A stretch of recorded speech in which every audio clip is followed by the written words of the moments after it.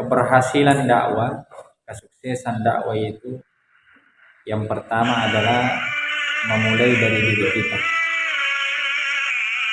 Ibda bina nafsi. Jadi dakwah itu dimulai pada diri kita masing-masing sebelum mendakwakan kepada orang lain. Ya.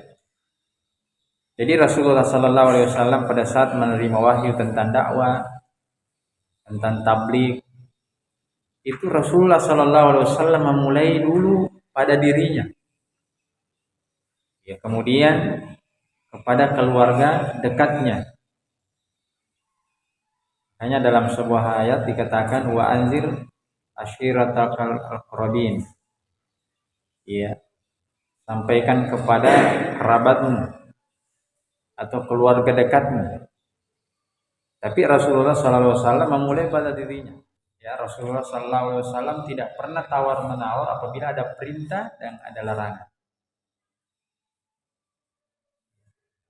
Sebagaimana pertanyaan kemarin, ya, apakah kita boleh memakai lilin? Hanya saya sampaikan, bolehlah kita pakai lilin, tetapi jangan bersifat seperti lilin. Ada orang yang menerangi, selalu memberi fatwa, memotivasi, tetapi terkadang motivasi atau pemberian nasihat itu tidak bermanfaat untuk dirinya. Ya, kalau ceramah, masya Allah, jemaahnya banyak, pengikutnya banyak, tetapi bersamaan dengan itu, di saat dia diuji oleh Allah Jalla Jalal, ada masalah keluarga, ternyata tidak bisa diselesaikan secara kepala dingin. Kenapa?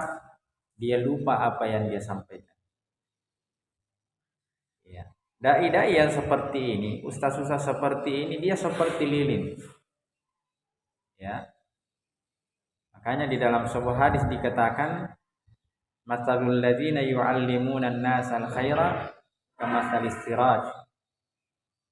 Perumpamaan orang-orang yang mengajar atau mengajak manusia kepada kebaikan kamathalis siraj. Ya. Seperti perumpamaan lilin. Yudhi'u lin-nasi wa yuharriku nafsahu.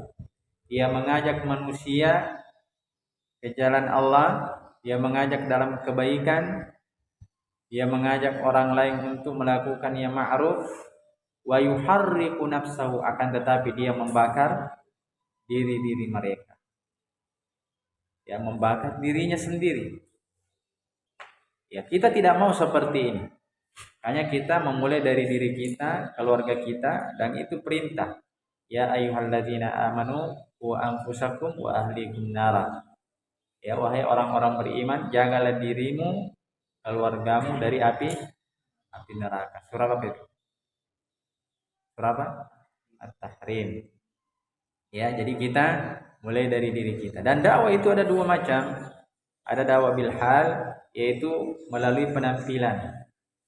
Ya, tutur kata kita, berbicara kepada orang lain, itu dakwah bil hal namanya.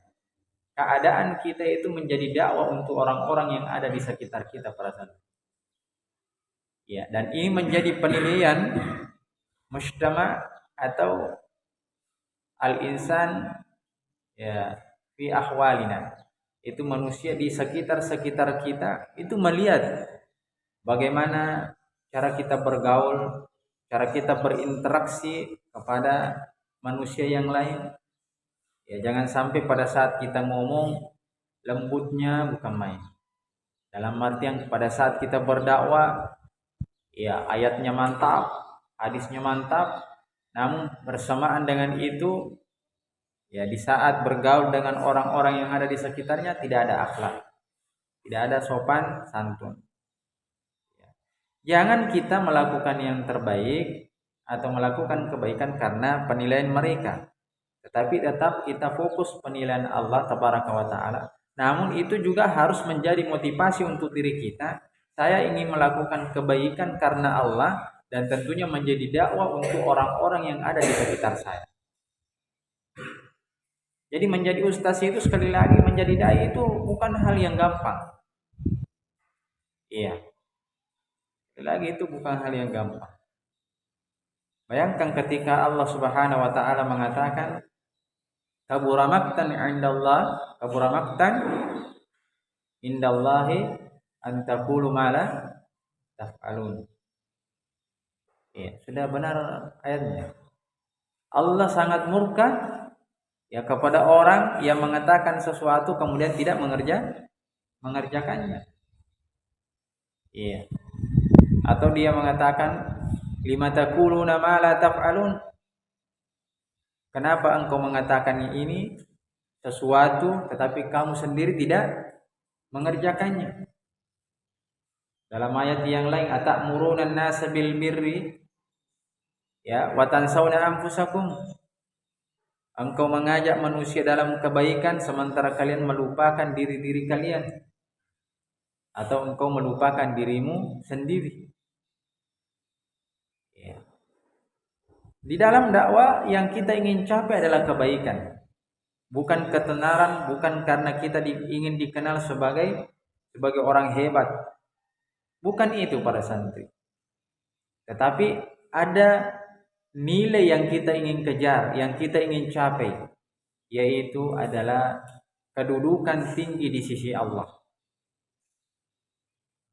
Makanya di dalam surah Fussilat, wa man ahsanu qawlan mimman da'a ila Allah. Iya.